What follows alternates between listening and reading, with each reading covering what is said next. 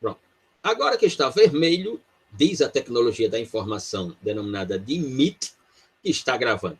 Bom, a pauta está no chat, a partir da ideia de teoria do processo penal como um subtópico que envolve a ideia de sociedade, Estado e direito imaterial, ou sociedade, Estado e processo. Essa ideia do processo em todas as esferas, mas o que importa para nós aqui é a esfera penal, ela sempre foi a busca por uma aperfeiçoação ou um aperfeiçoamento do processo civilizatório. Essa ideia de sociedade, Estado e processo, ela é a luta constante de uma busca por um paradigma, ou a construção de um paradigma do processo penal à luz do modelo de Estado. Em qualquer país do mundo, no que se refere ao sistema da civil law, mas também pode se interpretar no que se refere ao sistema da common law, do direito inglês ou americano, a ideia do processo, ou paradigma do direito imaterial denominado processo, é, sem dúvida, não uma busca pela verdade real ou uma busca pela verdade jurídica, como os autores preferem lecionar nos seus textos. Mas sim, ela é, sem dúvida alguma, uma busca pelo aperfeiçoamento do processo civilizatório. Ela é uma busca por uma efetividade de modelos civilizacionais. Como costumam lecionar Rosmar Rodrigues Alencar, Pierre Souto-Maior, Afrânio Silva Jardim, Antônio Scarance Fernandes e outros autores de processo penal no Brasil, a grande luta civilizatória da modernidade, ela se dá através da teoria do processo. Por quê? E aqui, no nosso caso, do processo penal. Na teoria do processo, porque é o campo no qual o direito material vai ser efetivamente realizado. E aí isso se dá no direito administrativo e as sanções correspondentes. Isso se dá no direito civil, né? E as naturezas das ações que desembocam em indenizações e outras naturezas jurídicas. Isso se dá no direito do trabalho, de reconhecimento no campo processual, de garantias trabalhistas ou não, de direitos trabalhistas ou não. E aqui no campo do processo penal se dá inequivocamente pela ideia da manutenção da liberdade ou da negação da mesma. Então, obviamente, que o processo não é apenas uma questão de direito imaterial, mas sim uma luta pelo aperfeiçoamento do processo civilizatório. Ou seja, da limitação, no nosso caso aqui agora específico do processo penal, da limitação do poder do Estado sobre as nossas vidas. Essa é a grande luta. E, obviamente, como dizia, o modelo de processo penal, ele é a estética ou a tradução do modelo de Estado. O Estado nazista era um Estado de direito. E qual era o modelo de processo penal no Estado nazista? O Estado brasileiro, entre 1964 e 1985, era um Estado de direito. Qual era o modelo de processo penal no Brasil entre 1964 e 1985? A Itália dos anos 30 era um Estado de direito. Qual era o modelo de procedura penale italiano? Obviamente, que se torna inequívoco reconhecer que o modelo de processo penal, ele é a estética de um modelo de Estado. E, nesse caso aqui, do Estado de Direito.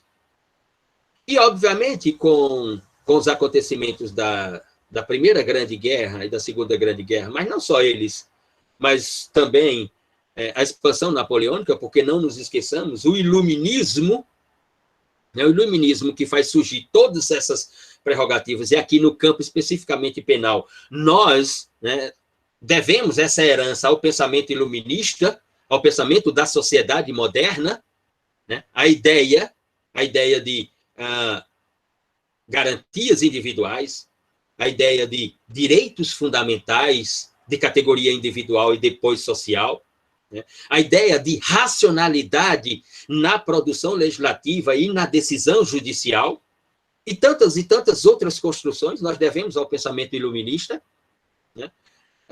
Obviamente que essa ideia do processo está ligada ao modelo de Estado. E o modelo da modernidade, ou seja, do Estado da modernidade, né, é esse modelo, teórico pelo menos, das ideias, mas que começa a sofrer um ataque, né, já no seu próprio desenvolvimento como iluminismo jurídico civilizatório europeu. Porque não nos esqueçamos, um dos marcos do movimento iluminista é, sem dúvida, a Declaração Francesa dos Direitos do Homem e do Cidadão de 1789. Mas não nos esqueçamos que já em 1803, 1804, 1805, 1806, Napoleão varria a Europa com a sua expansão militar.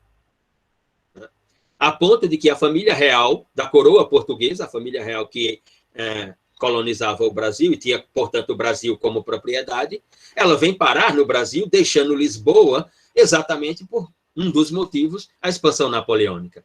Então, portanto, tudo aquilo construído pelo pensamento iluminista até 1789, ou seja, as cartas de direito inglesa de 1211, 1213, né?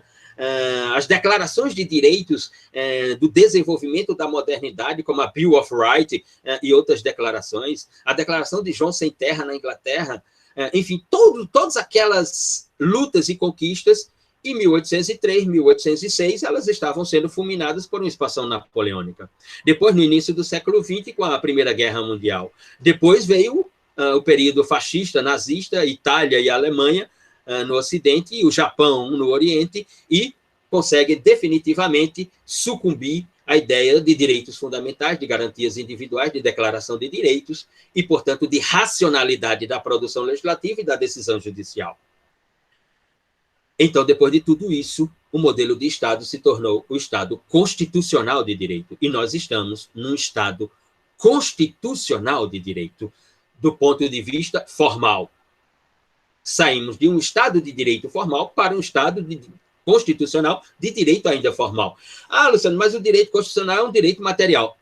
E quando exige-se a materialidade da norma constitucional, se vai a um juiz requerer essa materialidade, ou seja, essa concretude, essa efetividade da norma, seja ela a norma material, porque ela foi negada em relação aos seus direitos, e aí a ideia do espaço imaterial, que se dá na teoria do processo, portanto, para a reafirmação do poder normativo daquela lei que lhe agasalha uma série de direitos. Portanto, a luta não é por verdades, a luta é pelo aperfeiçoamento do processo civilizatório.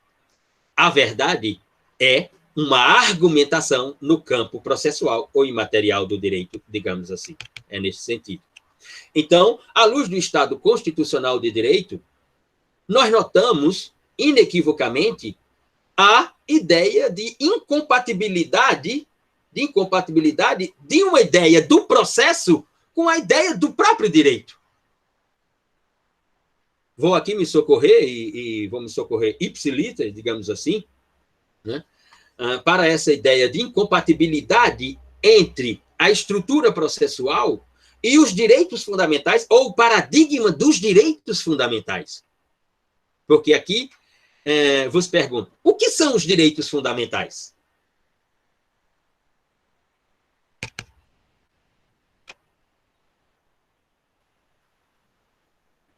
O que são os direitos fundamentais?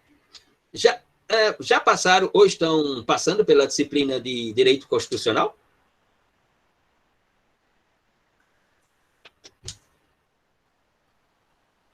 Estou passando agora. Responde, Jéssica. Então, o que são os direitos fundamentais?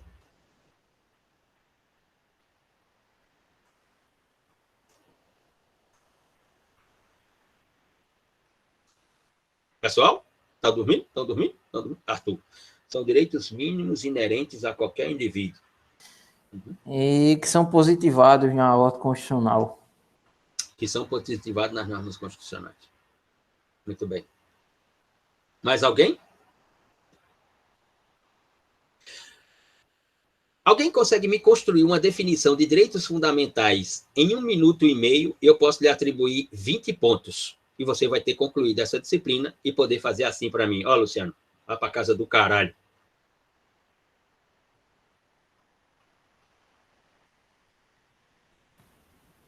Eita, vamos fazer a fila, então.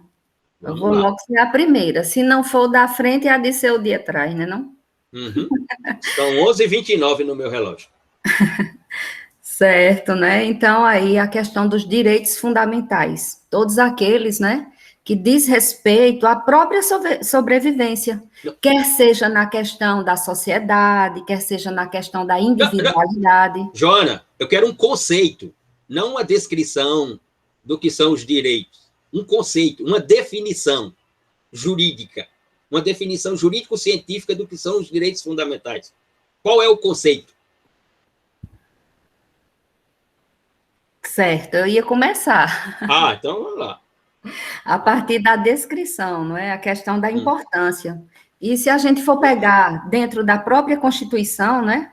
O artigo 5º, ele é o pressuposto maior que fundamenta toda essa necessidade. É a questão da própria saúde, não é? A questão do trabalho, a questão da própria previdência social, não é? A questão do lazer, a questão da segurança, que estão dispostos a partir do artigo 5º da Constituição, onde, infelizmente, né, apesar da gente ter a condição sólida, né, de aprofundar o olhar à luz do direito, da justiça, em cima desse artigo, a gente percebe, né, o não cumprimento, balizado no próprio comportamento cultural da sociedade. Então, dentro da caracterização e do conceito da lei, a gente elucida a partir do pensamento maior da própria Constituição no seu artigo 5º. Veja, olha, se eu perguntar para vocês qual é o conceito de furto, o que é que vocês me respondem?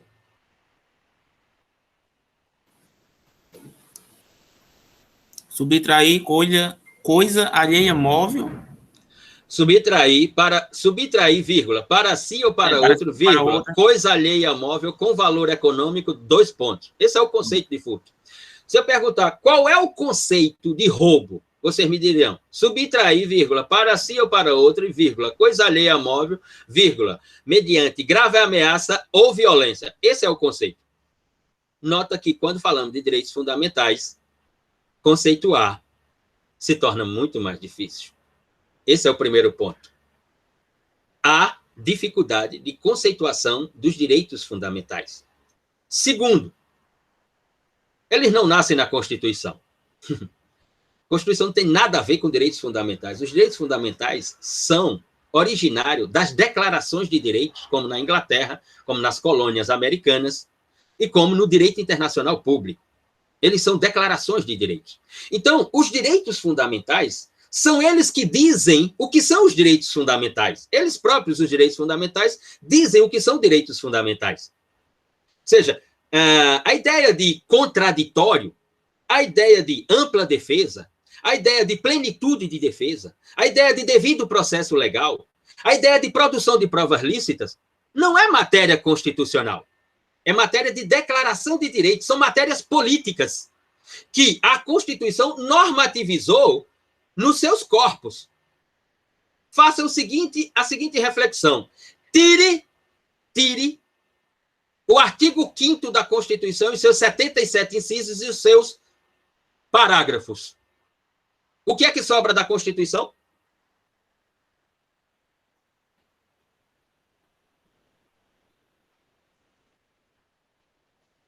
O que significa dizer que os direitos fundamentais não precisam da Constituição, mas o contrário. É a Constituição, para ser Constituição, que precisa dos direitos fundamentais. Porque os direitos fundamentais são anteriores à Constituição, e não o contrário. A questão é que nós estamos num paradigma chamado Estado Constitucional de Direito.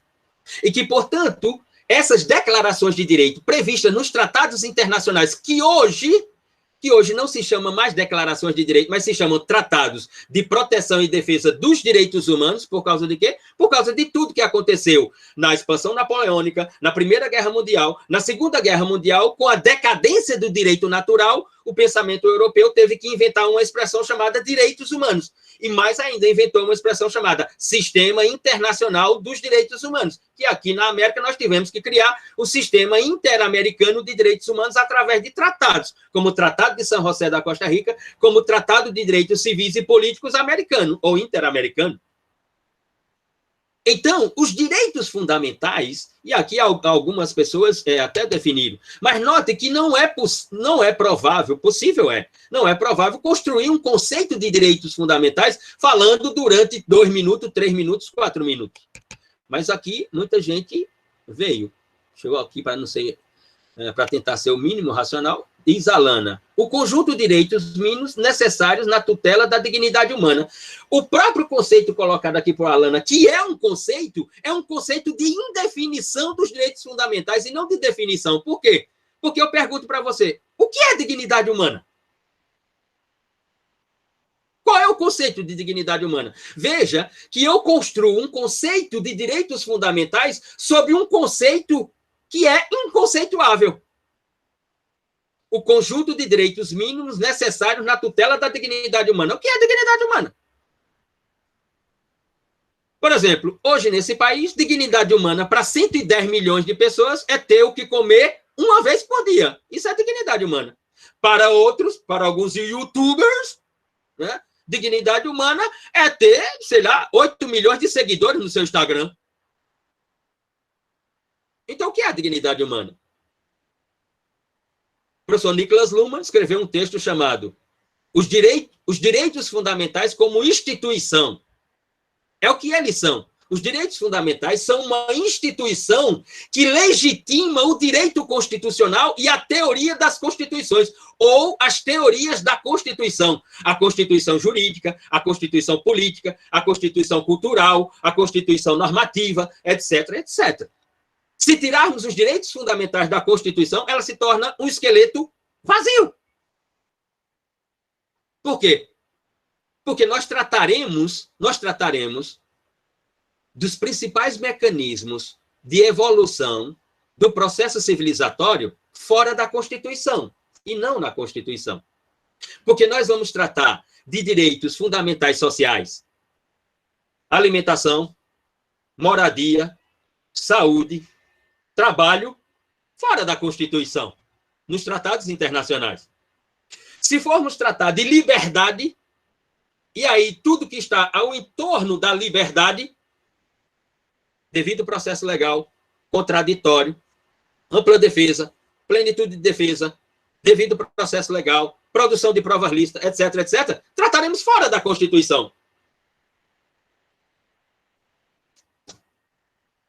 Então, não são os direitos fundamentais que precisam da Constituição, mas o contrário.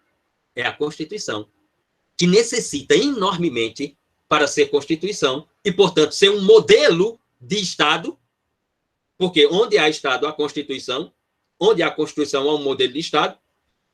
Então, ela necessita enormemente do paradigma dos direitos fundamentais para ser Constituição e construir um modelo de Estado. Volto a repetir. Entre 1964 e 1985, nesse país, nós tínhamos um modelo de Estado, um modelo de processo, um modelo de sociedade. Os direitos fundamentais tinham vozes entre 64 e 85 neste país? Quantas pessoas desapareceram neste país? Quantas pessoas foram mortas sem absolutamente nenhum reconhecimento dos seus direitos fundamentais? Nesse país, depois foram descobertos cemitérios clandestinos, como o cemitério de Perus, em São Paulo, e outros. Quantos pais não tiveram seus filhos que saíram de casa para ir à universidade e nunca mais voltaram? Onde estava a Constituição e os direitos fundamentais? Jéssica, são posições jurídicas que revelam os valores mais caros de uma comunidade. Essa é outra definição. Juliana, os direitos fundamentais são as bases originárias do nosso contrato social que permite a preservação e sobrevivência da ideia de sociedade. Esse conceito de Juliana aqui é o auge do iluminismo. Mas qual o contrato social? Nós participamos do contrato social, nós fomos convidados para a reunião do contrato social, nós recebemos um WhatsApp para a reunião do contrato social, mandaram uma mensagem no privado, no Instagram, para você dizendo: ei, hoje às 11 horas tem reunião do contrato social, você não pode perder.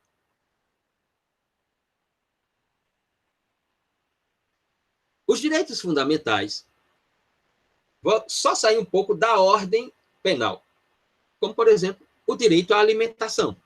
É um direito fundamental, social. E neste país, segundo a Associação Brasileira de Nutrição e Segurança Alimentar, de agosto de 2020 a hoje, tem nesse país 110 milhões de pessoas que não têm a segurança de que irão fazer uma refeição nas próximas 24 horas. Então, qual é a realidade entre esses conceitos de direitos fundamentais, a realidade jurídica e a realidade sociológica, política, econômica? Então, nota que a questão não é só jurídica, é de aperfeiçoamento do processo civilizatório, principalmente quando vamos para a esfera penal, dos direitos fundamentais individuais, das liberdades cívicas e políticas e dos direitos fundamentais sociais, que sem os quais, sem dúvida alguma, não tenha dúvida sobre isso. Não adianta você ter direitos fundamentais individuais garantidos se você não tiver direitos fundamentais sociais efetivados. Porque não adianta você ter liberdade e não ter o que comer. Não adianta você ter o direito de ir e vir e não ter uma casa para repousar e dormir e descansar. Não adianta você ter o direito a ter um smartphone e um pacote de dados se você não souber ler.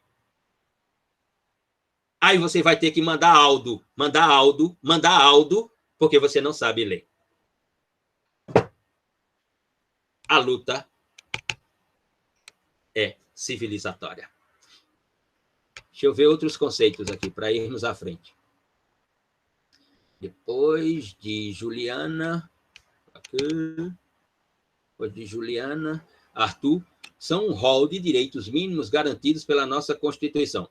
Aqui, Arthur coloca um ponto interessante. São um rol de direitos mínimos garantidos pela nossa Constituição Federal como necessários para o exercício da cidadania em um Estado democrático de direito. Garantidos, eu tenho minhas dúvidas, Arthur, porque acabei de falar que existem 110 milhões de pessoas nesse país que não têm a garantia de que irão fazer uma refeição sequer nas próximas 24 horas. Então, podemos notar que a Constituição não garante tanto. Agora, a Constituição orienta normativamente. Porque quando a norma constitucional ela não é efetivada pelo Estado, o que é que acontece? Temos que contratar um advogado que provoca o judiciário, um juiz prolata uma decisão, e essa decisão faz nascer a concretude, a efetividade do direito fundamental. Como, por exemplo, quando você é autuado por uma autoridade do Estado, autuado por uma prisão em flagrante, quando não há flagrante, portanto, a prisão é abusiva, é ilegal, não tem justa causa para aquela prisão. A Constituição garantiu a sua liberdade? Não, não garantiu a sua liberdade. Mas aí o seu advogado vai ter que provocar um juiz dizendo: excelência, a prisão ela é abusiva, a prisão é ilegal, não há flagrância delituosa. Vossa Excelência tem que relaxar a prisão. O que é que o juiz faz quando ele é persuadido pela argumentação jurídica do advogado? Relaxa a prisão. A Constituição garantiu que liberdade? Que liberdade ela garantiu? A luta é civilizatória. Através do quê? Através do direito. Dentro do direito, através do quê? De um sistema normativo material do direito penal e processual penal e executivo do processo penal e da execução criminal. É só ler os jornais de hoje como, por exemplo, a Folha de São Paulo.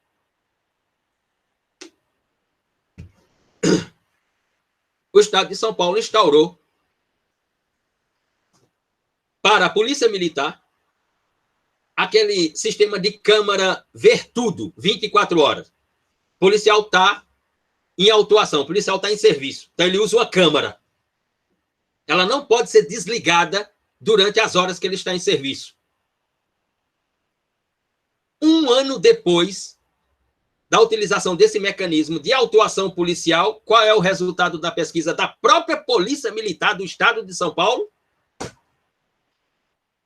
A Polícia Militar do Estado de São Paulo tem o ano menos interventivo da sua história do ponto de vista da letalidade. No último ano, entre 2020 e 2021, com a instauração desse mecanismo, a Polícia Militar do Estado de São Paulo tem o ano que matou menos em toda a sua história. Por quê? Porque agora ela também está sendo observada. Não dá mais para ir na periferia, autuar o rapaz, dizendo que ele está com drogas e que ele é traficante, sem uma certificação. De primeiro, se autuava e a versão era do policial. E realizava-se a prisão. E, portanto, aquele jovem necessitava agora de um advogado constituído no modelo de Estado constitucional de direito para requerer a um juiz dizendo que aquela prisão era ilegal, que aquela flagrância delituosa ela não existiu e que, portanto, nós estávamos à luz de um abuso de poder ou um abuso de autoridade do Estado. Porque a Constituição não garante absolutamente nada. Ela orienta. Ela orienta, através dos seus princípios e das suas normas, ela orienta qual deve ser a teoria do procedimento, como veremos mais à frente nessa disciplina, com a teoria constitucional dos procedimentos jurídicos, inventado por aquele rapaz chamado Hans Kelsen, que dizem que ele está morto. Vivo está quem escreve manual neste país. Depois, deixa eu ver aqui, para ir avante. Walter, Arthur Barbosa, Isabelle. Eles não são criados, apenas existem em razão da própria existência humana. Sim, Isabelle. Eles não são criados, apenas existem em razão da própria... Não, mas não é só em razão da existência humana. Os direitos fundamentais existem em razão do modelo de sociedade e de Estado. As cartas britânicas de declaração de direito, como é que elas nasceram? Como é que elas nasceram? Ora, com as guerras que a Inglaterra implementava, e ora perdia e voltava para requerer recursos aos lords, aos cidadãos ingleses, para financiar suas guerras.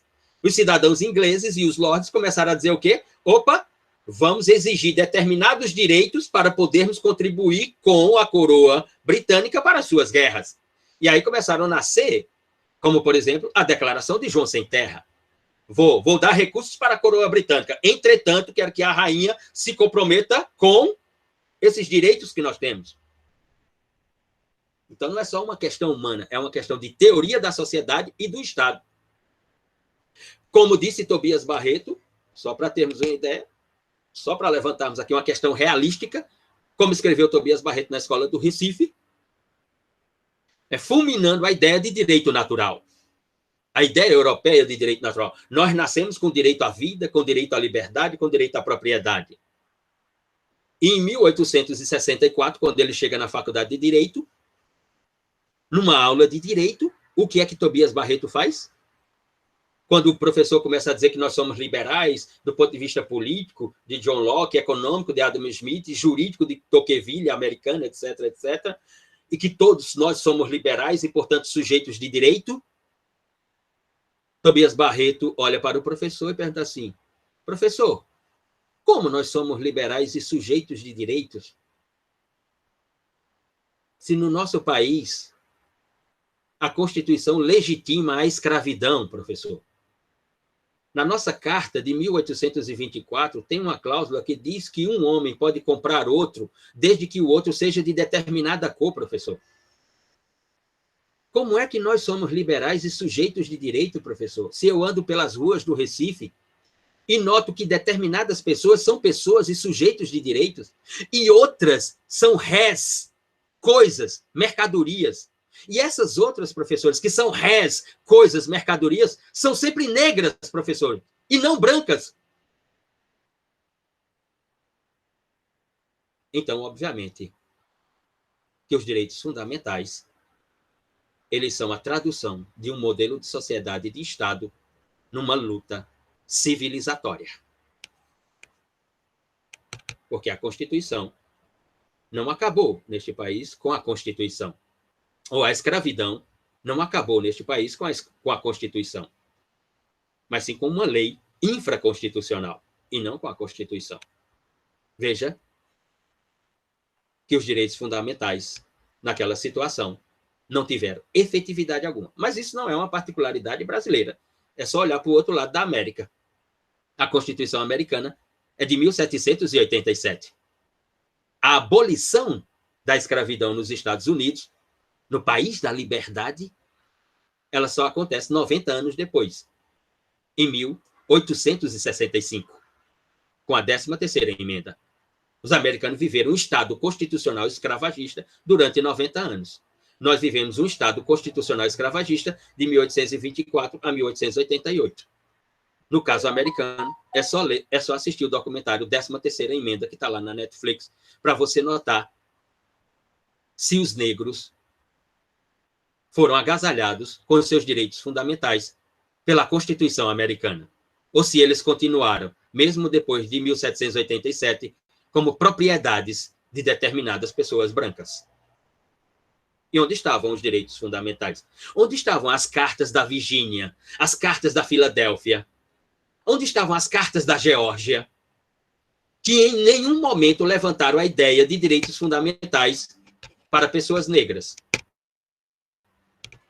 Os direitos fundamentais nos Estados Unidos sempre foram, até a 13ª emenda, para as pessoas brancas, luteranas, calvinistas, não para os negros.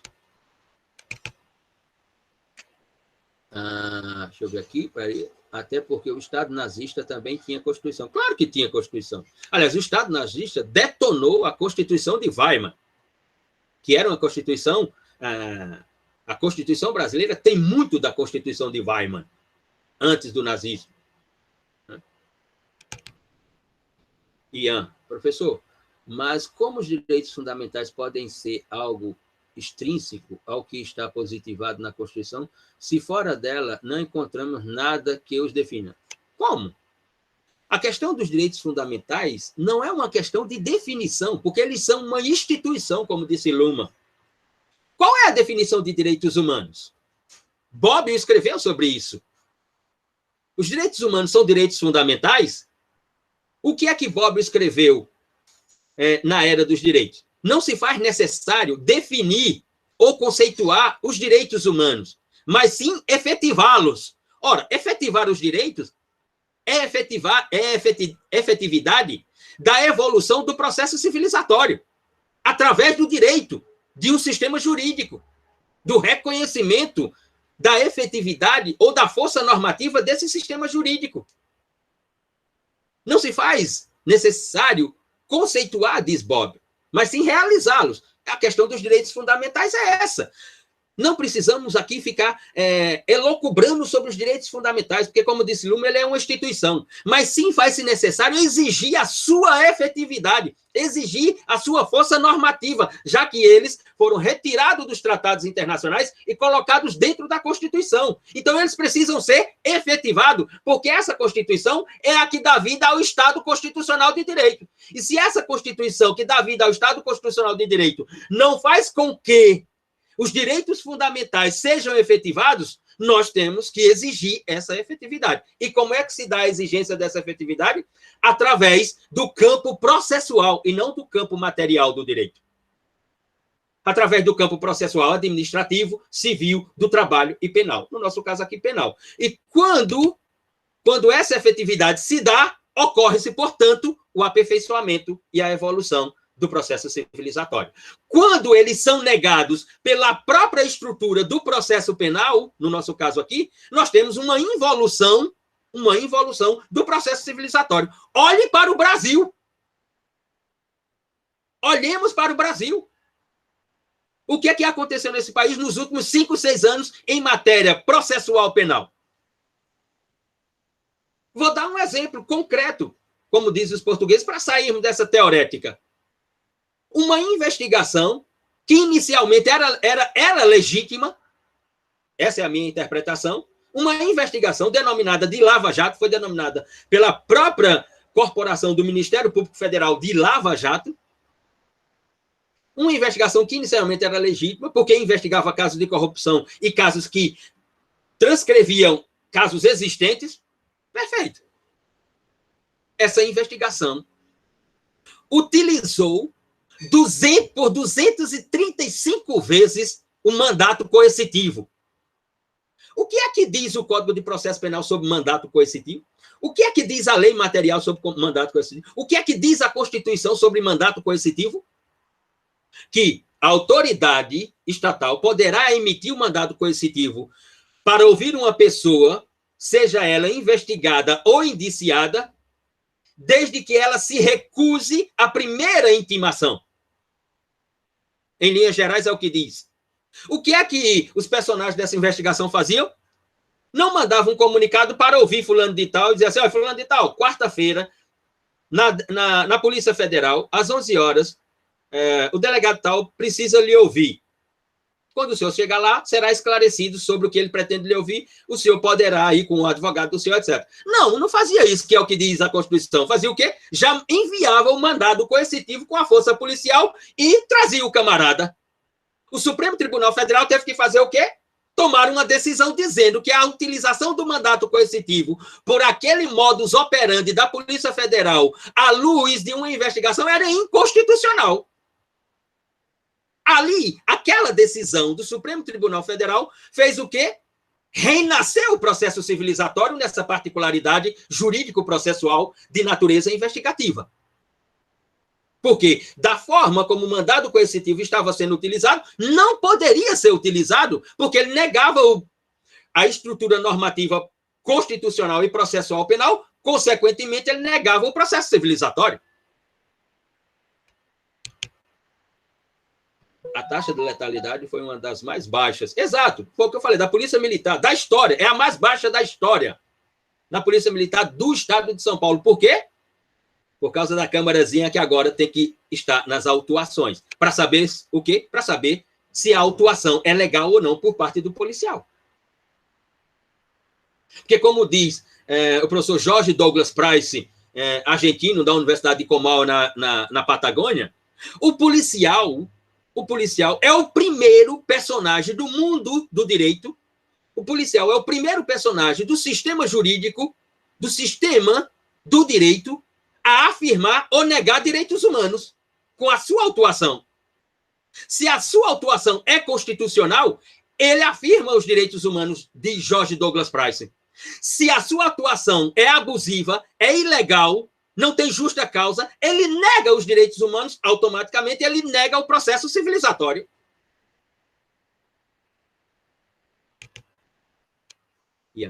Nada. Mas não tem como ser diferente. Acho que o professor quis dizer é que ela não garante no sentido rígido da... Exato! Foi o que eu quis dizer. Ela não garante efetividade, materialidade, tanto que é preciso ter uma decisão judicial. Aqui sem nenhum... Veja, sem nenhum conteúdo político partidário, por favor, não participo dessa bandaeira que é a política brasileira. Não me interessa isso, me interessa o sistema do direito, a ciência do direito. Eu sou um teórico, eu sou um professor de dedicação exclusiva. Essa questão política não me interessa nessa merda.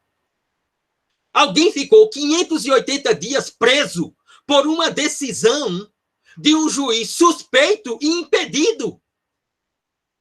580 dias no cárcere. foi preciso o Supremo Tribunal Federal chegar à conclusão de que o juiz era suspeito e de que o juiz não era um juiz competente. Ele estava impedido do ponto de vista do próprio ordenamento jurídico. Onde estava a força normativa da Constituição para garantir a liberdade daquela pessoa? É sobre isso que eu estou falando. Eu não estou deslegitimando a Constituição, pelo contrário, eu só estou mostrando uma outra face da possibilidade da realização do direito constitucional. De que não é só na norma constitucional, mas fundamentalmente na decisão judicial. Como falei minutos atrás na aula de criminologia, observem, façam uma reflexão. No modelo de sociedade que nós estamos, e nesse modelo de Estado, o juiz é muito mais importante do que o legislador. Uma decisão do juiz pode me manter em liberdade, uma decisão do juiz pode tirar a minha liberdade. E se essa decisão que me mantém em liberdade, ela não tem fundamento? E se essa decisão que tira a minha liberdade, ela não tem fundamento?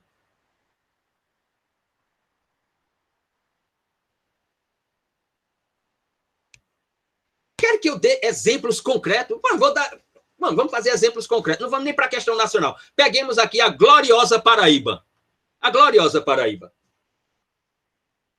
Estamos esquecidos do caso do rapaz que atropelou o agente de trânsito aqui em João Pessoa, vizinho aqui, saindo aqui de Intermares, indo aqui para o Bessa, ali em frente ao Clube dos Médicos. Atropelou um agente de trânsito numa blitz com sua Porsche, que custava R$500 mil. E 3h30 da manhã, um desembargador levantou para conceder um habeas corpus para ele não ser preso. Quem era esse personagem que estava guiando o carro? E olha que os meios de comunicação na Paraíba passaram a semana inteira sem dizer qual era o nome do condutor. Até que depois apareceu o nome do condutor e vimos de qual família ele era. E por que o desembargador levantou 3h30 da manhã para conceder uma ordem de habeas corpus, um habeas corpus preventivo para ele não ser preso.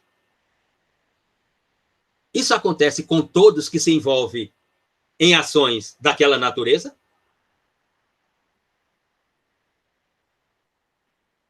Eu lembro. De quem, professor? Eu não lembro dos detalhes.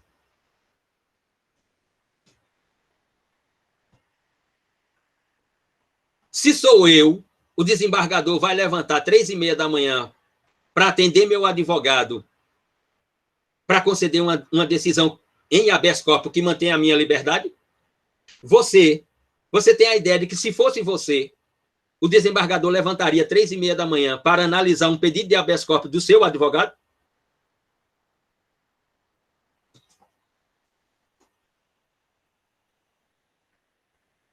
Por isso que alguns autores dizem que o processo é a guerra na sua forma civilizada.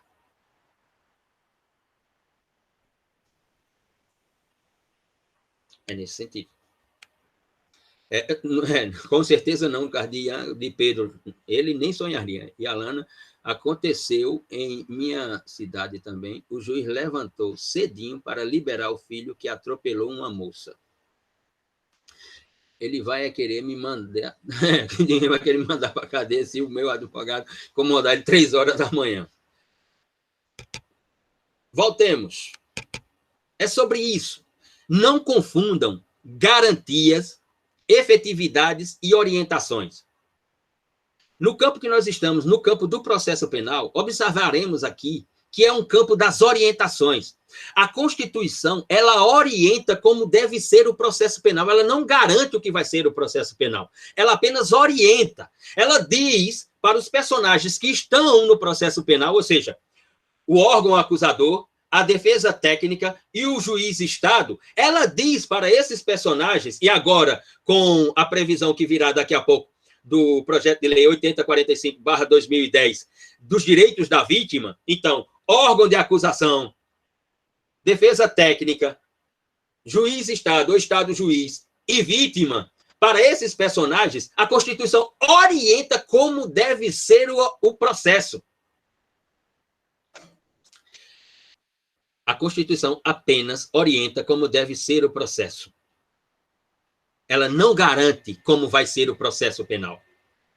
Porque a operacionalidade não se dá pela Constituição. A operacionalidade se dá pelos órgãos que conduzem o processo penal. E aqui está a problemática civilizatória. Como escreveu, e faço a sugestão, se não leram, leiam, né, As Misérias do Processo Penal, de Carnelucci. Como escreveu Carnelucci lá na sua obra clássica, que se tornou uma obra clássica do processo, eu vou aqui para o texto, para ser fiel, vou, entre aspas, para essa questão envolvendo incompatibilidade do direito versus direitos fundamentais e garantias individuais. Diz Carnelucci lá na sua obra Misérias do Processo Penal, página 70. Página 70. Quando um homem está sob a suspeita da comissão de um delito, já se encontra atirado às feras. A de bestias, como era dito antigamente dos condenados que a elas eram atirados como alimento. Entendeu?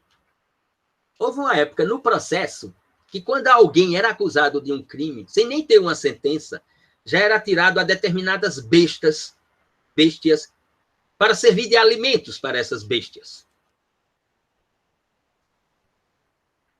A fera, a indomável, insaciável fera, nesse caso do processo, é a multidão.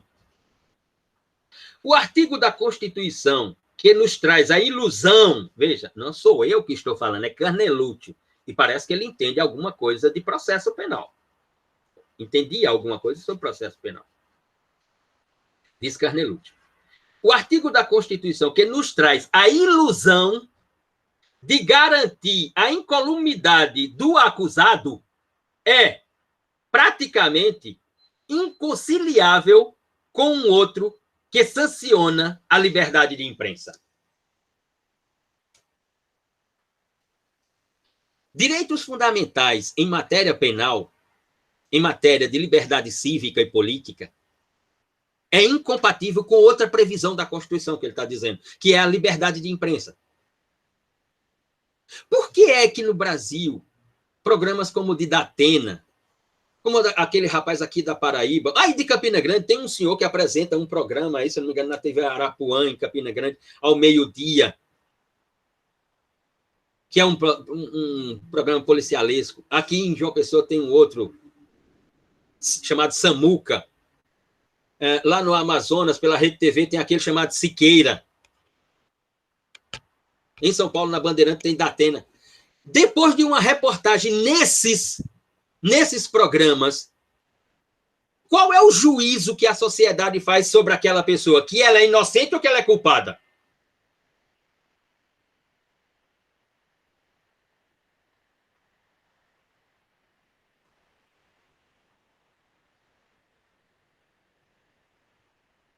Por isso que, em seguida, à luz dessa teoria constitucional dos direitos fundamentais, à luz do paradigma dos direitos fundamentais, né, surge uma obra chamada Teoria do Garantismo, do italiano Luigi Ferrajoli, da Universidade Camerino, al norte de Itália. Veja, a teoria do garantismo de Ferrajoli não é uma teoria penal apenas. Ela é uma teoria do garantismo no campo processual, da teoria do processo. Ou seja, um garantismo que envolve administrativo, civil, do trabalho e penal, como eu estou me referindo aqui a todo tempo. A ideia de Ferrajoli com a teoria do garantismo, quem nunca leu, pode procurar baixar aí da internet do Aristóteles americano, também conhecido como Google, o livro Diritto e Ragione, ou seja, Direito e Razão, a teoria do garantismo, de Luigi Ferrajoli. Que nesse livro, tem um capítulo sobre teoria do garantismo penal, mas ela é uma teoria geral do garantismo.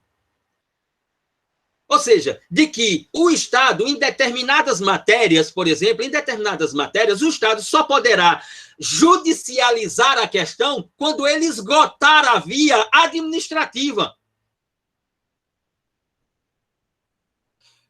A universidade só poderá me exonerar, a UEPB só poderá me exonerar de uma conduta praticada, de uma ação realizada, depois que ela instaurar um procedimento administrativo que tiver uma decisão administrativa desse procedimento, que se for levado a um órgão superior da universidade que não tenha mais recurso, e aí ela poderá me exonerar.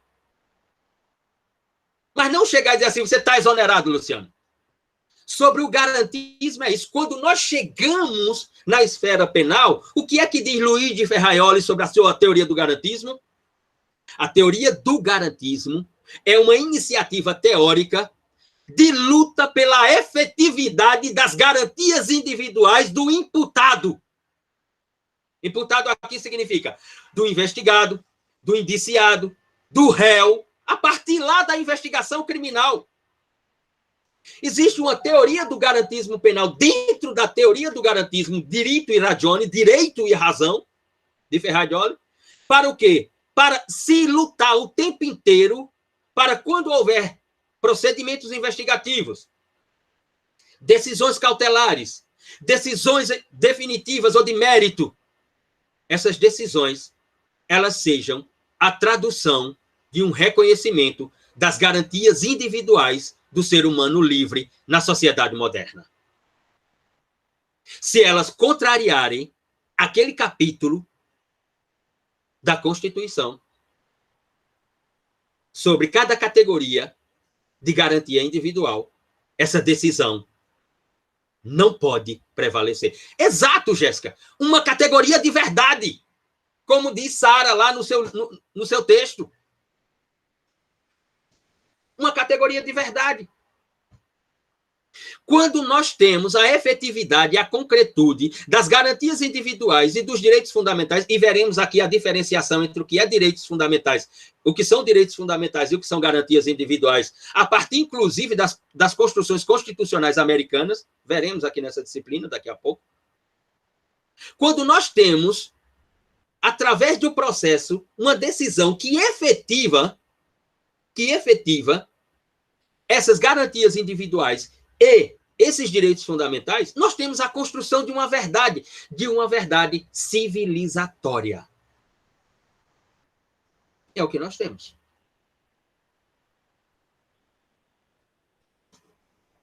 Portanto, não há como não deixar de reconhecer. O processo penal,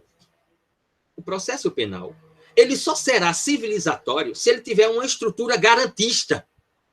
A estrutura garantista aqui não é essa merda que esses cretinos falam no Brasil de impunidade, de não sei o quê, não, essa bosta, que isso não é linguagem, isso é excremento linguístico. A estrutura garantista do processo penal aqui é obediência às orientações da Constituição e do ordenamento jurídico infraconstitucional. É essa a estrutura garantista do processo penal. É a efetividade dessas orientações. Como, por exemplo, a ideia da mínima intervenção penal. Vocês passaram, ou estão passando, lá pelas disciplinas de direito penal. O professor deve ter se referido, por exemplo, né, quando tiver o direito penal, teoria geral do delito ou do crime, que aí se chama direito penal 1, o professor provavelmente passou, né, ao analisar as escolas criminológicas, ele passou pela escola crítica do direito penal. A denominada escola crítica do direito penal e as construções de Alessandro Barata,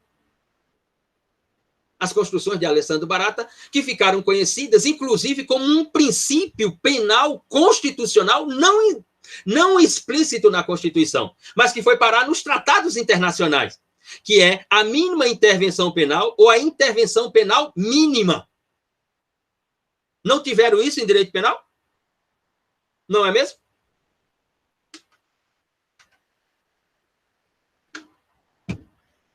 Sim ou não?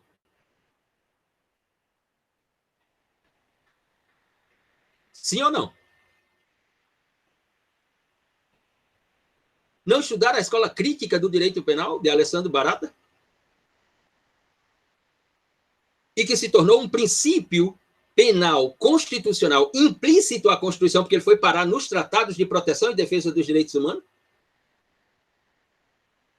Quando ele diz, o Estado só poderá intervir do ponto de vista penal na vida do ser humano quando o Estado lhe proporcionar todas as garantias de direitos fundamentais sociais.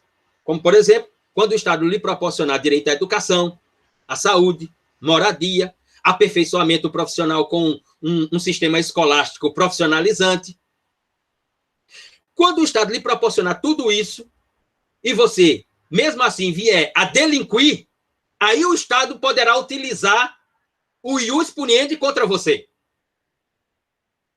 Mas o Estado que não lhe fornece nada disso, que é a regra brasileira, vai olhar qual é a população carcerária no Brasil, vai olhar qual é a escolaridade da população carcerária no Brasil e qual é a renda que essas pessoas tinham antes de adentrar ao cárcere, e você vai me dizer se o Estado brasileiro cumpre com os direitos fundamentais sociais, como alimentação, moradia, educação, trabalho, saúde, etc. E aí vem Alessandro Barata e diz, o Estado só poderá utilizar o processo penal como instrumento imaterial da efetividade do ius puniendi, do poder de punir contra o ser humano livre, depois que ele lhe proporcionar todos os direitos fundamentais sociais. E aquela pessoa vier a delinquir. Aí o Estado está legítimo na intervenção penal. Se o Estado não lhe proporcionou nada disso, a intervenção penal ela não pode acontecer. A isso nós vamos chamar a tradução da última ratio no direito, da última razão do direito, que é a mínima intervenção penal. E que Ferraioli levou para dentro da teoria do garantismo. Por isso que o livro se chama Diritto e Ragione. Diritto e Ragione. Direito e razão do garantismo. Qual é o direito e qual é a razão desse garantismo? Aqui está, em Alessandro Barata. É nesse sentido. Da última ratio do direito. Da última ratio do direito penal, através da sua intervenção, no caso concreto, para o exercício do ius puniendi pelo Estado. Todo esse sistema, os autores vão dizer que toda essa ideia do garantismo no processo penal, a partir dos direitos fundamentais e garantias individuais, existe para assegurar essa estrutura civilizatória chamada paradigma dos direitos fundamentais. Nós afirmamos que não existe para assegurar, não existe para garantir, existe para orientar. Não há como assegurar, não há como garantir, só há como orientar.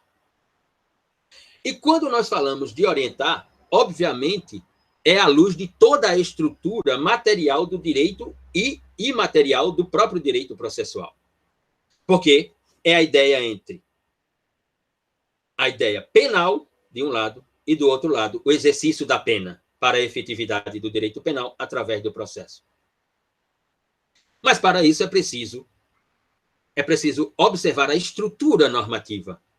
É preciso saber o que é tipicidade. Ou seja, um juiz não pode condenar alguém por um crime ou delito no qual, nos autos do processo, não existe claramente que a conduta praticada pelo sujeito ativo do delito no seu modus operandi, ou aquilo que os constitucionalistas chamam de princípio da taxatividade, não está comprovada que foi consumada pelo sujeito ativo do delito. Como, por exemplo, vou me socorrer aqui da Folha de São Paulo.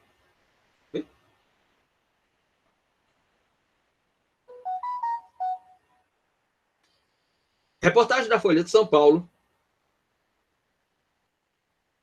diz o seguinte, vou até botar aqui para que possam ler. Após a reportagem da Folha de São Paulo, Supremo Tribunal Federal anula condenação de trabalhador rural preso sem provas há 7 anos. O caso se baseava em delação de réu confesso de latrocínio que havia se retratado e relatou agressões. Ou seja, alguém ficou 7 anos preso por uma delação que não correspondia à verdade concreta, mas correspondeu a uma verdade jurídica. Então, como é que podemos falar de garantia, de assegurar? Só podemos falar de orientar. Aqui na Paraíba, vou até ler a questão que a própria reportagem do jornal ela é dúbia, que diz o seguinte: após 2 anos preso, músico paraibano é considerado inocente e tenta retomar a carreira. Não, ele não é considerado inocente. Ele sempre foi inocente, porque a Constituição assim determina, no inciso 57 do artigo 5º, de que alguém só será culpado com o trânsito em julgado da decisão condenatória.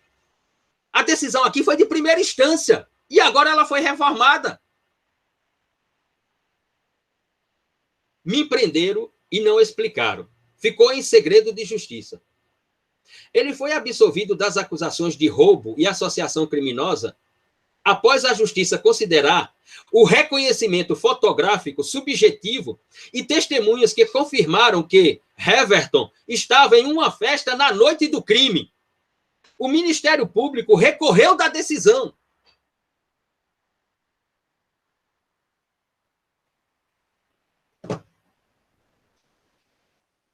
Leiam o texto de Sara Júnior sobre as categorias de verdade no processo penal. Então, é preciso, para tomar a decisão, do reconhecimento da tipicidade penal, aquilo que está lá no direito material. Ou seja, da ação cometida e que essa ação foi lesiva a algum bem jurídico tutelado. Porque aí sim, quando há a conclusão da efetividade da consumação do delito pela ação praticada, ação essa comissiva ou omissiva, nós temos, portanto, o início do processo de imputação penal de responsabilidade criminal, aquele que agora é indicado, apontado, imputado como o responsável pela prática da ação. E a partir da imputação, começa-se a construir o processo de culpabilidade em afirmação e negação, conforme acusação e defesa, até aparecer a decisão judicial. Esse processo de imputação, que vai dar origem à afirmação ou negação da culpabilidade, e lembrem-se, estudaram o direito penal. Lá em direito penal 1, e depois em direito penal 3, porque direito penal 2 é o sistema de penas, direito penal 3, o início da parte tipológica da parte especial do Código Penal Brasileiro, do artigo 121 ao 365. O professor falou para vocês de que a culpabilidade ela não é um elemento constitutivo da teoria do crime ou do delito. Ela é um pressuposto para a aplicação da pena. O processo de acusação e defesa no campo da imputação penal, que visa a construção da culpabilidade, não é por causa do cometimento do crime, mas sim por causa que, sendo concretizada a imputação, para haver a aplicação de uma pena, que poderá ser pena privativa de liberdade, que era até 30 anos depois da Lei 13.964 de 2019, agora a pena máxima é de 40 anos, de que, portanto, para haver essa pena, que poderá ser pena privativa de liberdade, pena restritiva de direito, direcionada numa série de categorias pela Lei 9.714 de 98, poderá ser restritiva de direito, poderá ser pena pecuniária, poderá ser de limitação de final de semana, poderá ser de prestação de serviço à comunidade, etc, etc. Ou poderá ser simplesmente uma pena de multa. Para haver essa pena, para a aplicação dessa pena, é preciso ter a culpabilidade. culpabilidade não está direcionada à teoria do delito. Culpabilidade está direcionada à teoria da pena. Porque quando há culpabilidade, e o que é culpabilidade, Luciano? O professor falou lá para vocês lá atrás em direito penal. Culpabilidade é o quê? É imputação penal, é potencial consciência da ilicitude da ação praticada e exigibilidade de conduta diversa. Ou seja, eu tinha outra ação a cometer que não aquela delituosa, mas optei por aquela. Se eu pratiquei aquela conduta porque só tinha aquela conduta para praticar, então eu não estou na culpabilidade, porque aquela conduta pode ter sido uma legítima defesa, pode ter sido um estado de necessidade, pode ter sido um estrito cumprimento do dever legal, um exercício regular de direito, etc. São as 4 causas de justificação. Mas se não houver isso, tem a culpabilidade. Se há a culpabilidade, então agora a pena pode ser aplicada, a pena agora pode ser executada, que é o que diz o inciso 57 do artigo 5º da Constituição. Quando houver uma decisão penal, é porque houve uma imputabilidade, é porque houve uma apuração do delito, é porque se chegou à conclusão da culpabilidade. Então, agora, executa-se a pena. Agora você é um condenado. Não com a decisão de primeiro grau, você é um condenado. E culpado. Não um culpado. Culpado você só será com o trânsito em julgado de uma decisão da qual não poderá mais haver recurso. A isso, a Constituição chama de presunção de inocência e que nós preferimos chamar de presunção de não culpabilidade. É neste sentido. Ora, então, portanto, esse jogo, imputação e culpabilidade, como se constrói? Através do Instituto das Provas. Como teremos aqui uma aula só sobre as provas em espécies no processo penal brasileiro. Através da produção de prova, e a Constituição determina, para a acusação, a prova tem que ser lícita. A produção da prova. Não é que tem prova ilícita, prova lícita, Luciano. A produção da prova. Nós veremos aqui as categorias de prova no processo penal brasileiro. A prova imprestável, a prova própria, a prova lícita, a prova ilícita. Mas, no caso aqui, a produção da prova, o procedimento de colheita da prova pelo órgão acusador ou pelos órgãos do Estado, Polícia Judiciária, Ministério Público, Polícia Ostensiva, tem que se dar por um procedimento de licitude. Se a produção da prova foi ilícita, ela, em termos latos, depois vamos entrar especificamente nos termos técnicos, ela se torna imprestável para estar dentro dos autos do processo. E aí eu faço uma pergunta a vocês. Para a acusação, não pode haver prova ilícita, produção da prova ilícita. E a defesa pode produzir prova ilícita?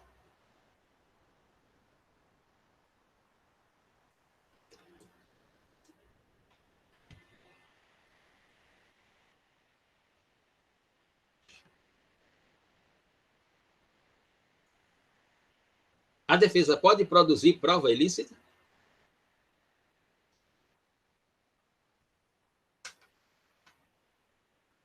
Estão me ouvindo, pessoal?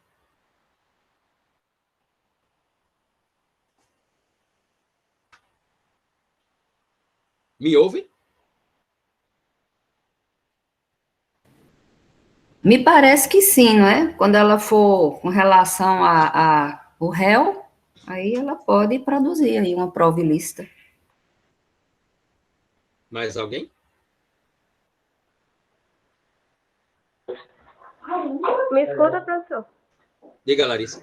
De acordo com o Código Penal, o processo penal não é permitido prova ilícita. Ela é vedada. Porém, existem algumas interpretações de algumas pessoas que defendem que a produção de prova ilícita é permitida quando é para absolvição de um réu inocente. Ou seja, tem validez nesse caso. Uhum. Muito bem. Nós temos autores no Brasil, como Afrânio Silva Jardim, por exemplo, no seu Manual de Processo Penal, professor da Universidade Estadual do Rio de Janeiro, da UERJ, promotor de justiça aposentado, livre docente por aquela universidade, o título máximo de qualquer universidade, que ele sustenta no seu manual de que, no caso da defesa técnica, ela pode produzir uma prova que seja ilícita e será acolhida no campo do processo penal, dos autos do processo penal, para a decisão judicial, porque ela visa demonstrar a inocência de um acusado, e que sem aquela prova pode ocorrer uma decisão condenatória de uma pessoa inocente. Por exemplo, um dos, digamos assim, das matrizes de exemplo dada o advogado sabe que uma pessoa, o advogado do cliente e tal, sabe que uma pessoa tem um documento, que aquele documento apresentado nos autos do processo vai inquestionavelmente inocentar o réu. O advogado, então, vai lá com a pessoa, conversa, olha, disponibiliza o documento e tal, que eu vou apresentar nos autos do processo. Não vou disponibilizar documento algum. O advogado poderia, por exemplo, requerer ao juiz, né, um procedimento de que aquela pessoa apresentasse a prova em processo. Mas o advogado vai e decide que não. O advogado puxa um revólver e diz, você vai me dar esse documento agora, ou então vai ter que dar de qualquer jeito. E a pessoa entrega o documento. O procedimento da colheita dessa prova é ilícito. Alguns autores sustentam que, mesmo sendo ilícito, como com a finalidade de demonstrar a inocência do réu, ela tem validez jurídica nos autos do processo. E a decisão será tomada com base nela. Também. Uma prova cabal da inocência do réu. Sinceramente, na minha posição, não tenho posição sobre isso. Não digo nem que sim, nem que não. Penso que é uma situação complexa, muito complexa, mas há posicionamentos sobre isso. Professor. Quem é? O senhor consegue me escutar? Consigo, só não estou vendo quem é. Quem sabe quem é? Sou eu, Ian. Ian. Pode falar, Ian. Existe alguma posição no sentido de que, assim, de separar os tipos de ilícitos? Porque, por exemplo, em teoria, o ilícito civil é menos grave do que o ilícito penal. Sim. Então, poderia-se construir uma teoria no sentido de que a prova não seria imprestável se o ilícito cometido fosse um ilícito civil, mas no caso de um ilícito penal, que é assim, grave, igual ao que está sendo analisado dentro do processo, né, admitir uma prova nesse sentido seria quase que premiar a prática de crime. Veja, nós tivemos algo recentíssimo no direito brasileiro, que não é exatamente a produção de prova ilícita. Ela poderia ter sido prova ilícita, mas por um erro de estratégia do próprio Ministério Público Federal, ela se tornou lícita. Mas, na origem, a produção seria ilícita. Eu me refiro ao caso dos hackers de Araraquara, quando simplesmente hackearam os smartphones de Sua Excelência, ou então ministro da Justiça, naquele momento, ministro da Justiça Sérgio Moro, de procuradores do Ministério Público Federal, né? Hackearam, portanto, os smartphones dessas autoridades, né? E identificaram os diálogos produzidos quando o ministro era juiz federal, em determinados casos judiciais, os diálogos com o órgão acusador. O que era assustador, ou seja, o juiz que instruía o órgão acusador como construir a acusação. E aí esses hackers identificaram essas conversas, né? Um periódico digital nesse país publicou uma série, né? Com o título Vaza Jato, inclusive, o The Intercept Brasil. Ora, a forma como aquilo foi colhido é ilegal. Como é que se tornou lícito? Porque o próprio Ministério Público, quando requereu à Polícia Federal a apreensão daquelas gravações e, portanto, requereu também à Polícia Federal que certificasse a autenticidade das gravações, e o fez através do quê? O fez através de uma decisão judicial monocrática de um ministro do Supremo Tribunal Federal. o próprio Ministério Público Federal requereu a um juiz, a um ministro do Supremo Tribunal Federal que prolatasse uma decisão para uma busca e apreensão e prisão preventiva, porque envolvia o ministro da Justiça, envolvia procuradores da República, daquele material e dos próprios autores da conduta da colheita daquele material, colheita esta ilegal, quando se requer ao ministro do Supremo Tribunal Federal que ele emita um mandado de prisão e de busca e apreensão e que se requer à Polícia Federal a autenticidade das conversas, legalizou o procedimento porque agora tem uma decisão judicial. O que é que o advogado dos réus fizeram? Opa! O Ministério Público acabou de nos dar a própria prova da imparcialidade do juiz e da suspeição do juiz. Por quê? Porque todos os atos do Ministério Público Federal e da Polícia Federal estavam resguardados agora por uma decisão monocrática de um ministro da Suprema Corte. Então, o que era ilícito na origem se tornou lícito no desenvolvimento por causa de uma decisão judicial. Foi um erro estratégico inacreditável do Ministério Público. Professor, Uhum. mas houve, digamos assim, a legalização da prova, porque pelo que eu me lembro, teve aquele contorcionismo assim, argumentativo de não, eu estou usando só para exemplificar, mas não estou usando para basear, que os ministros disseram lá quando foram tomar a decisão sobre a suspeição. Leia o voto de Gilmar Mendes. O que é que Gilmar Mendes fala? As gravações estão dentro dos autos de habeas corpus. E elas foram para dentro dos autos de habeas corpus a requerimento do advogado de defesa do paciente por causa da decisão do ministro tal do Supremo Tribunal Federal que legalizou e reconheceu, portanto, a prova. Leia a decisão de Gilmar Mendes, que ela é contestada pela interpretação do voto de Marcos Nunes, que ficou sozinho. Até Carmen Lúcia mudou o voto dela no habeas corpus, que determinou o quê? Que determinou, primeiramente, o impedimento do juiz. Por quê? Porque com aquelas conversas com os procuradores da República, o juiz rompia com o princípio da imparcialidade, orientando o órgão de acusação.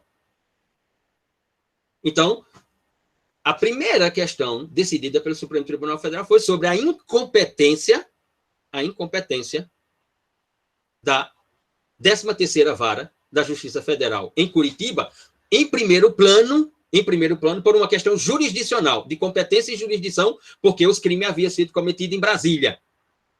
E que, portanto, o juiz era incompetente porque não tinha jurisdição sobre a ação praticada, mas sim deveria ser da Justiça Federal ou de um juiz federal em Brasília, e não em Curitiba. E depois com a ideia da imparcialidade do próprio juiz, e que depois veio a suspeição, com uma decisão atrás da outra. E com base no quê? Aquelas conversas foram parar dentro dos autos de habeas corpus. No próprio voto do ministro relator de todos os processos da Lava Jato no Supremo Tribunal Federal, o ministro Fachin, que depois daquilo reconheceu que a 13ª Vara de Curitiba não tinha competência nem jurisdição para o tratamento penal daquelas condutas praticadas em Brasília.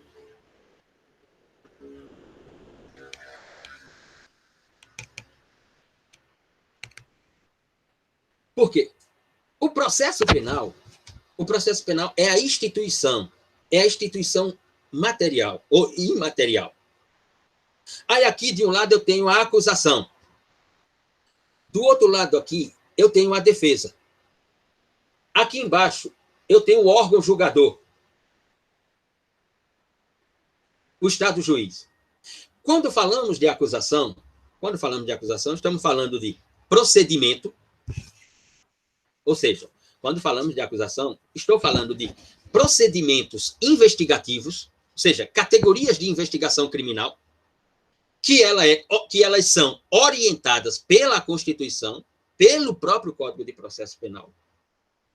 Eu estou falando de produção de provas e que, portanto, quando a acusação tem investigação e produção de provas lícitas, então agora ela tem em suas mãos o instituto da denúncia, ou seja, o oferecimento da denúncia-crime. O titular da ação penal, se nós estamos falando aqui de categorias tipológicas em que a ação penal ela é pública e incondicionada. Então, desse lado eu tenho a acusação. Essa acusação ela tem que se autoconstruir à luz de um procedimento de investigação que seja a efetividade constitucional, a produção de provas conforme o próprio capítulo dos direitos fundamentais e garantias individuais. Aliás, tem um livro clássico de Manuel da Costa Andrade, professor da Faculdade de Direito de Coimbra, hoje é presidente do Tribunal Constitucional Português, que é A Produção de Provas no Processo Penal. Se eu não me engano, foi a sua tese de doutorado em 1977, na Faculdade de Direito de Coimbra. E, portanto, se eu tenho investigação e produção de prova lícita, chegando à conclusão da consumação da conduta praticada e da autoria, então agora eu tenho a denúncia. Ofereço a denúncia.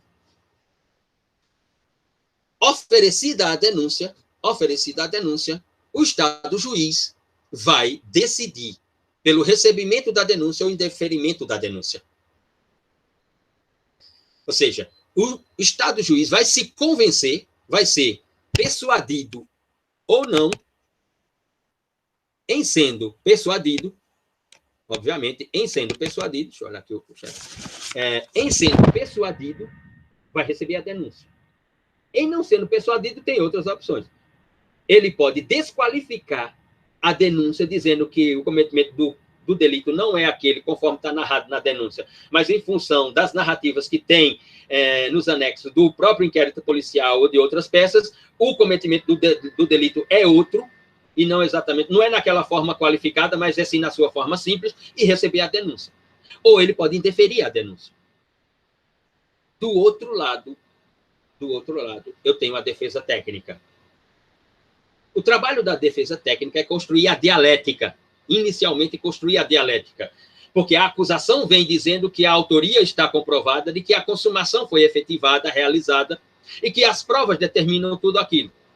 A defesa técnica vai mostrar, ou procurar construir uma narrativa em que se comprove ou que se explique para o Estado juiz de que não houve a consumação do delito e de que não há como se identificar a autoria da conduta. Ou de que aquele que agora pode figurar como réu não é o autor da conduta. Para isso, também no que se refere à defesa técnica, existe uma teoria dos procedimentos. Ela tem que seguir os procedimentos dentro do rito processual penal. A isso se traduz, portanto, a manifestação técnica do advogado de defesa. E sobre isso está lá no texto de Sara Júnior as categorias de verdade.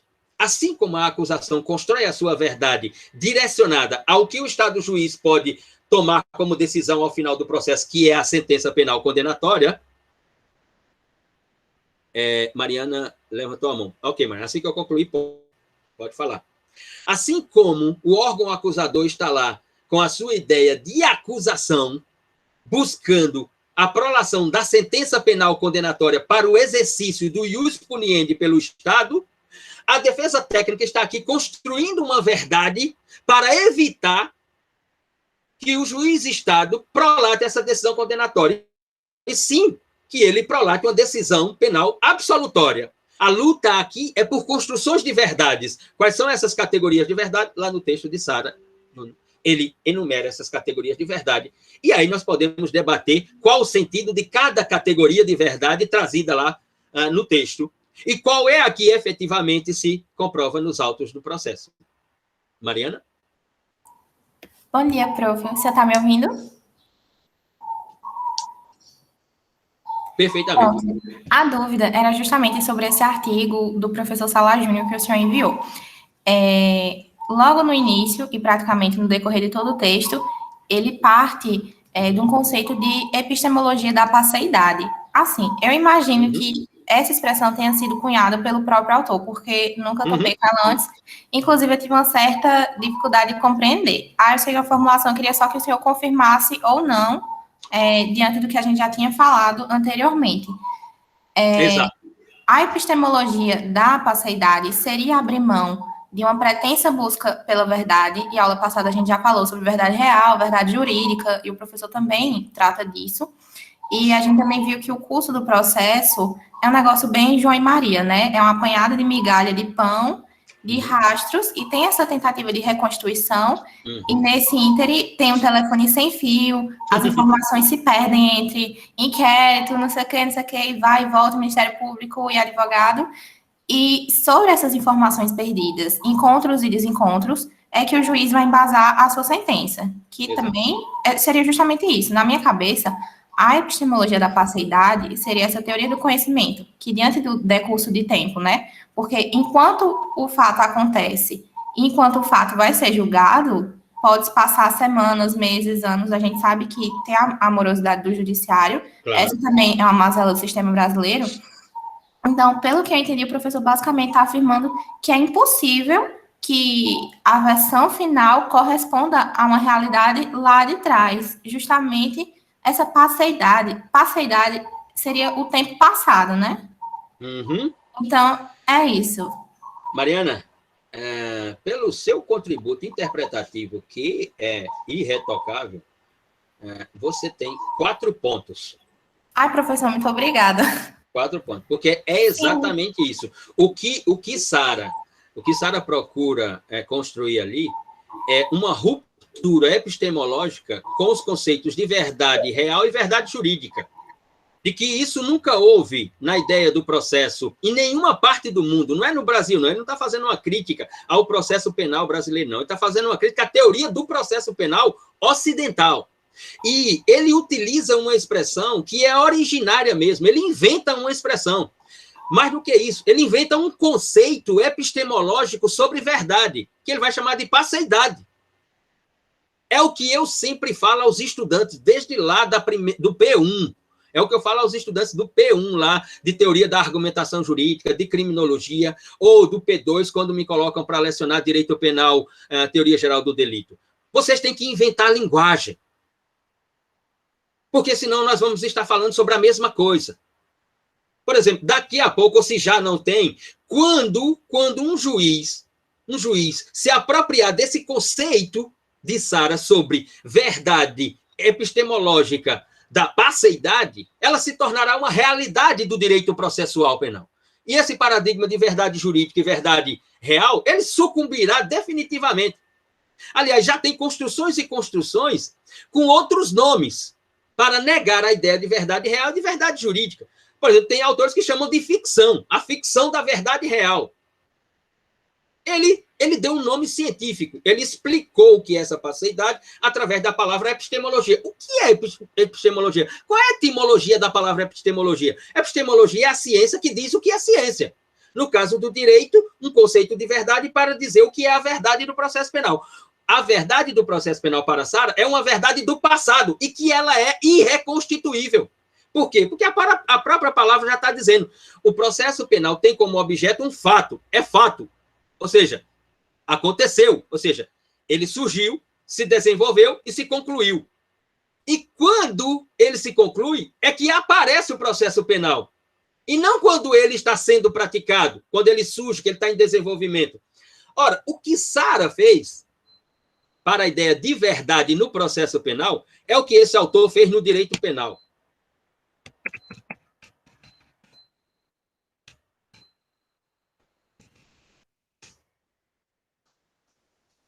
É o que esse autor aqui fez no direito penal. Que, inclusive, vou até pegar uns livros dele aqui, que aí fica mais claro.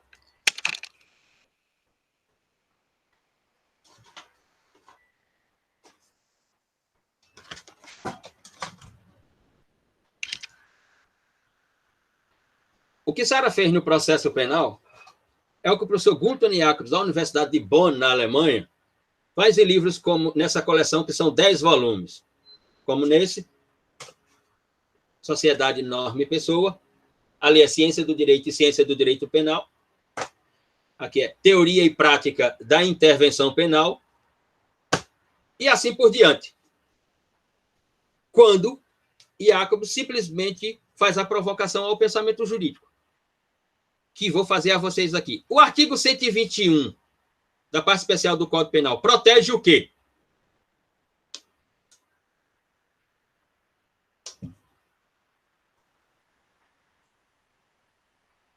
A vida.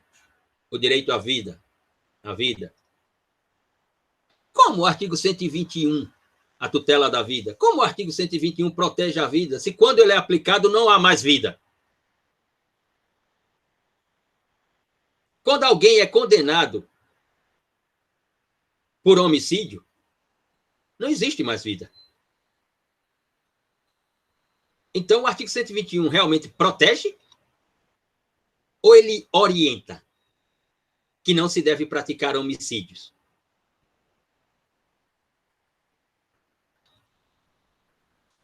Exato. Porque só pode haver um inquérito sobre o artigo 121 quando houver uma causa-morte que alguém imputou que é homicídio. Porque nem toda causa-morte é homicídio. Pode ser infanticídio, não é isso? Pode ser aborto. Pode ser induzimento, instigação ao suicídio. Uma causa-morte pode ser isso. Nem sempre é um homicídio. Mas só pode haver um inquérito sobre o artigo 121 quando houver um homicídio. Quando houver um homicídio. E, portanto, só instaura-se o inquérito, só se conclui o inquérito, só se apresenta a denúncia, só se recebe a denúncia quando há uma causa-morte que é nominada de homicídio. Então, o que é que o artigo 121 protegeu? Quando o juiz prolatar a sentença penal condenatória, dizendo que João agora é condenado em primeira instância pelo crime de homicídio, e que o juiz, inclusive, fizer toda aquela narrativa de fundamentação da decisão judicial, dizendo assim, João, comprovado nos autos do processo que João é o autor da conduta prescrita ou esculpida no artigo 121, caput do Código Penal na sua parte especial, consumando assim, portanto, o crime de homicídio, João é o autor, portanto, material da conduta realizada. Analisando o artigo 59 da parte geral do Código Penal brasileiro, identifica-se que João tem bons antecedentes, identifica que João tem moradia, identifica-se que João é um trabalhador, identifica-se que não sei o quê, que não sei o quê, que não sei o que lá, em função de todos esses critérios estabelecidos no artigo 59 da parte geral, que João preenche como cidadão, como ser humano livre, esse juízo decide pela aplicação mínima prevista no artigo 129, 6 anos de reclusão.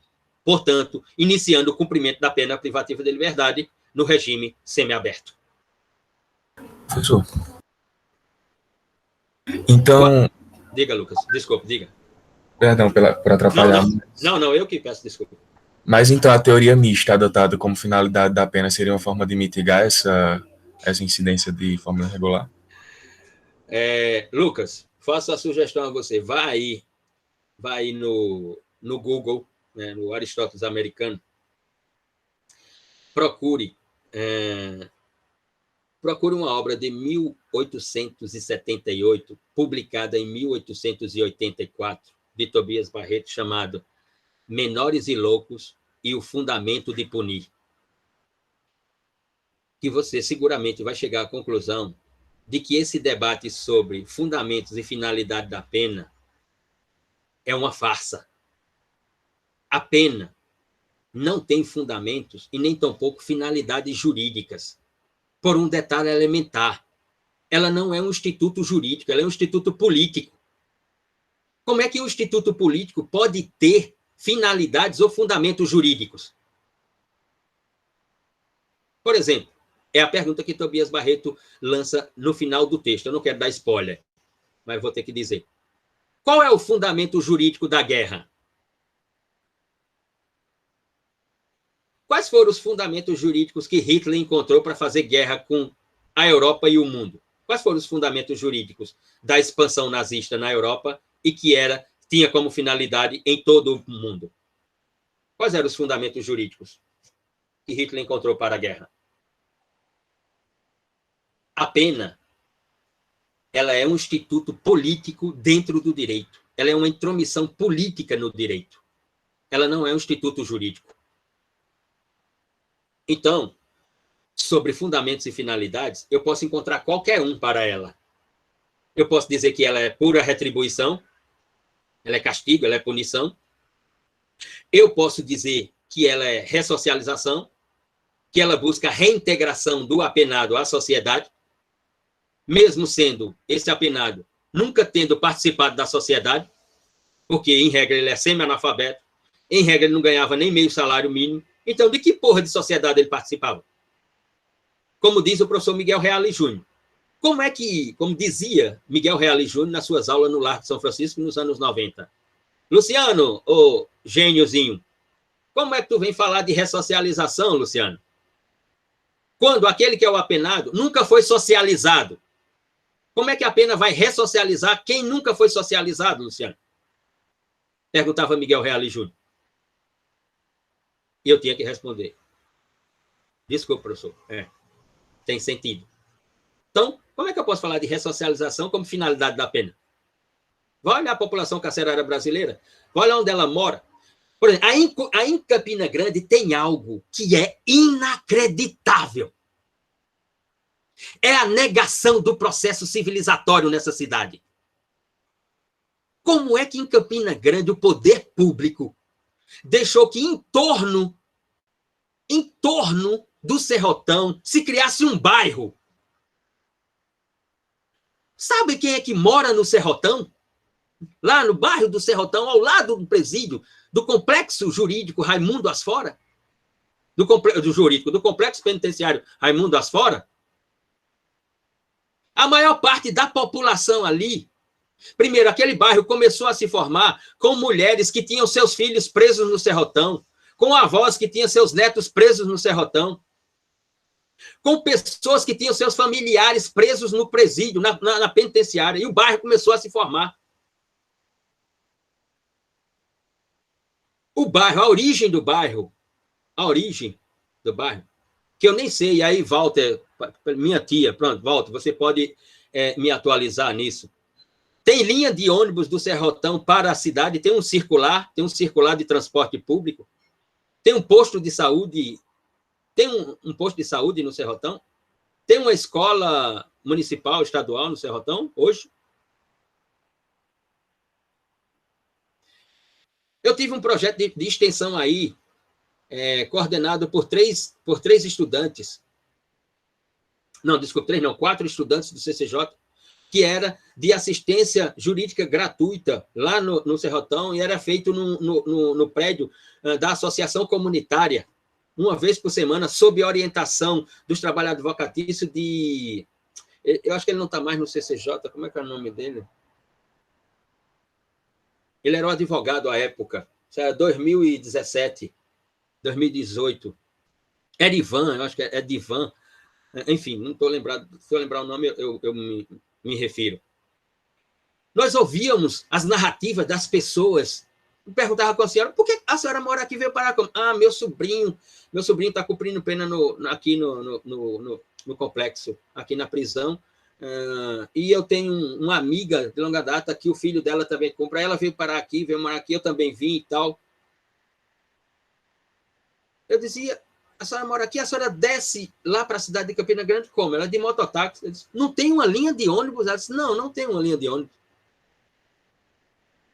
Eu disse, a senhora é eleitora? Ela disse, sou eleitora, tenho um título de eleitor. A senhora é eleitora e no lugar onde a senhora mora não tem um transporte público, mas a senhora vota para um bosta de um prefeito. E para um bando de cretinos chamado de vereadores. Ela disse, Mas tinha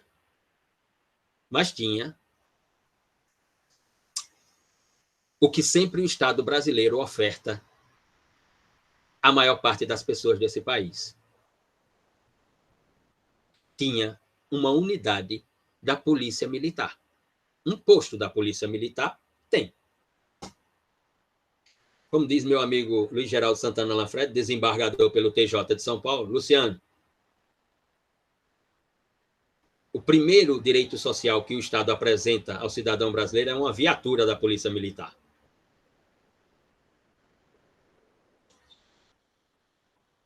Tem, posto da polícia tem, porque, inclusive, nós fizemos, na época, o diretor do CCJ era o professor Hamilton França.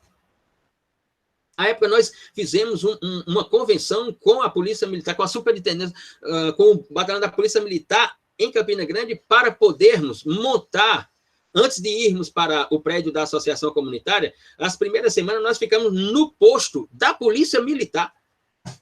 Logo ali, vizinho a um girador que tem, o girador principal, quando você entra no Sertão. Então, como é que eu vou falar mesmo finalidades da pena, fundamentos da pena, para a aplicação ou a efetividade de uma sentença penal condenatória?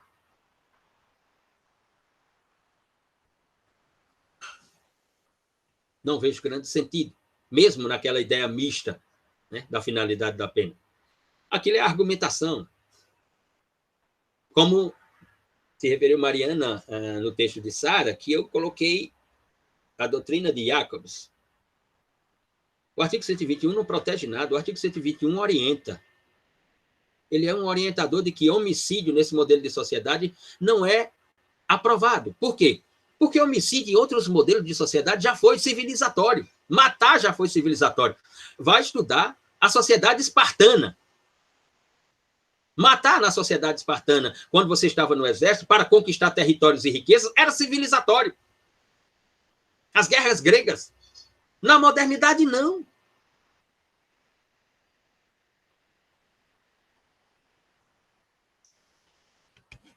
Deixa eu ir aqui para o nosso programa. Então, depois disso que podemos chamar de teoria tripartite do processo penal, ela é tripartite por quê? Porque tem uma acusação que se legitima por procedimentos de investigação, colheitas de prova e denúncia. Do outro lado, eu tenho uma defesa que se legitima pela dialética discursiva, procedimentos para manifestações e manifestação técnica propriamente dita. E como órgão observador da acusação e da defesa e de toda a teoria do procedimento, o julgador, o decísio, o juiz-estado, que só tem duas alternativas na prolação da sentença: de natureza absolutória ou de natureza condenatória. E, em seguida, nós vamos para os fundamentos do processo penal, iniciando com a análise do artigo 1º do Código de Processo Penal e as reformas trazidas pela Lei 13.964, de 2019. Mas isso veremos amanhã, se eu estiver vivo. Se eu não estiver, verão com outro professor. Pedro aqui diz: professor, na aula de amanhã continuaremos no texto de... Sim.